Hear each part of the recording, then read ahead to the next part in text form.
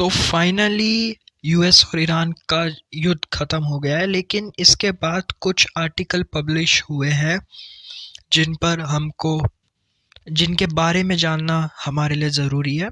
तो उसमें से एक आर्टिकल है स्ट्रेटेजिक ऑयल रिजर्व्स के बारे में। तो आज हम स्ट्रेटेजिक ऑयल रिजर्व के बारे में बात करने वाले हैं। तो सबसे पहले जानते हैं स्ट्रेटेजिक ऑयल रिजर्व होता क्या है। वैसे बहुत से लोगों को पता होगा, लेकिन मैं दोबारा से बता देता हूँ कि स्ट्रेटेजिक ऑयल रिजर्व होता क्या है। तो कोई भी देश बहुत सारा क्रूड ऑयल स्टोर करके रखता है इमरजेंसी के लिए, तो उसे ही कहते हैं स्ट्रेटेजिक ऑयल रिजर्व, उसे ही कहते हैं। तो कई इकोनॉमिक्स का कहना है कि जो तेल बाजार है उसमें आपूर्ति की कमी है और इसको वापस पटरी में लाने में बहुत टाइम लगेगा। तेल की कीमत क्यों हाई है? अभी जो तेल की कीमत हाई होने का सबसे मुख्य कारण ये है कि जो मार्केट है उसमें तेल की डिमांड है। तेल की डिमांड ज़्यादा है और डिमांड ज़्यादा होगी तो प्राइस भी ज़्यादा होगा। कनाडा में एक पार्टी है, कंजर्वेटिव पार्टी ऑफ कनाडा, जिनके नेता हैं पियरे पोलिवरे।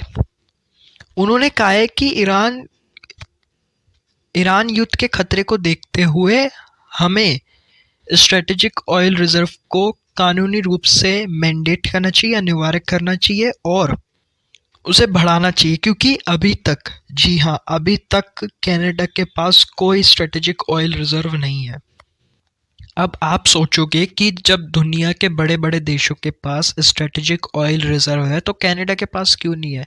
दरअसल कनाडा कच्चे तेल के सबसे बड़े उत्पादक देशों में से एक है और वो अपने ज़रूरत से कई ज़्यादा तेल एक्सपोर्ट करता है, जिस वजह से उन्होंने समझा कि हमको स्ट्रेटेजिक ऑयल रिजर्व रखने की ज़रूरत नहीं है।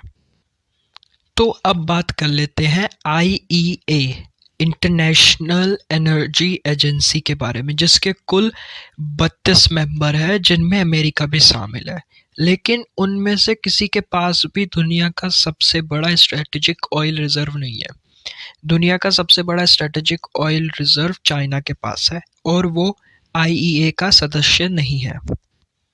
तो आईईए के हिसाब से दुनिया का सबसे बड़ा स्ट्रेटेजिक ऑयल रिजर्व अमेरिका के पास है, क्योंकि चाइना तो उसका सदस्य नहीं है। तो कनाडा की एक यूनिवर्सिटी है, कॉनकार्डिया यूनिवर्सिटी, उनके इकोनॉमिक्स के प्रोफेसर हैं मोशे लैंडर। उनका कहना है कि हम पिछले 4 महीने से जो रिजर्व यूज़ कर रहे हैं वो हमें नहीं करने चाहिए थे, क्योंकि वो आपातकालीन स्थिति के लिए थे और हमारे जो रिजर्व है वो धीरे धीरे ख़त्म हो रहे हैं। हमारे रिजर्व बिल्कुल ख़त्म नहीं हुए हैं, उनका कहना है, लेकिन उसके बहुत पास पहुंच चुके हैं और यही स्थिति यूएस की भी है। यूएस के डिपार्टमेंट ऑफ एनर्जी का कहना है कि हमारे स्टॉक घटकर 340.3 मिलियन स्टॉक रह गए हैं, जो कि 1983 के बाद सबसे कम है।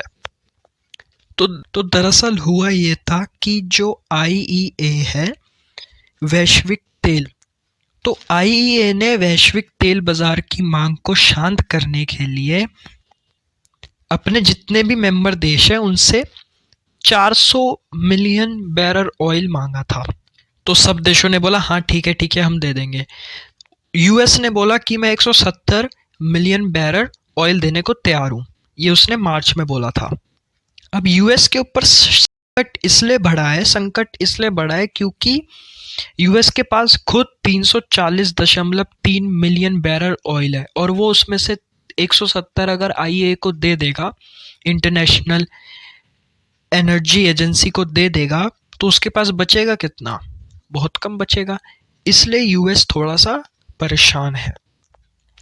तो स्टेट ऑफ हॉर्मुज खुलने से तेल बाजार में तेल की बाढ़ आ जाएगी।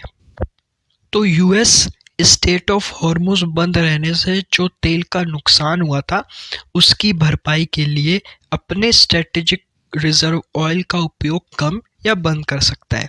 लेकिन यहीं पे आया ट्विस्ट ये है कि ट्विस्ट ये है कि चीज़ों को वापस पटरी में लाने में भी टाइम लगेगा, क्योंकि जो कार्गो शिप है वो बहुत धीरे स्लो स्पीड से चलते हैं। और जो फैसिलिटी और इंफ्रास्ट्रक्चर का नुकसान हुआ है, आप सुनते होंगे कि ईरान ने सऊदी अरब या कतर में किसी ऑयल रिफाइनरी पर हमला कर दिया, तो उन सब इंफ्रास्ट्रक्चर को दोबारा से कंस्ट्रक्ट करने में बहुत टाइम लगेगा, जिस वजह से अभी कुछ महीने लगेंगे वापस सारी चीज़ें नॉर्मल होने में। तो यूएस ने ऐसे ही ईरान के साथ युद्ध रोक नहीं दिया, ऐसे नहीं रोक दिया, यूएस के ऊपर प्रेशर आया था, इस वजह से यूएस को युद्ध रोकना पड़ा। तो जब तक सब कुछ नॉर्मल नहीं हो जाता तब तक डिमांड ऑयल की हाई रहेगी, और जिस वजह से सारा का सारा इम्पैक्ट कंज्यूमर के ऊपर आएगा, क्योंकि उसे तेल के प्राइस ज़्यादा देने पड़ेंगे। तो हम अगर ग्लोबल स्ट्रेटेजिक रिजर्व की ओर देखें तो वो लगातार गिर रहे हैं, पर अभी उतनी चिंताजनक स्थिति नहीं आई कि बिल्कुल ही कम हो गए हैं, लेकिन वो लगातार गिर रहे हैं।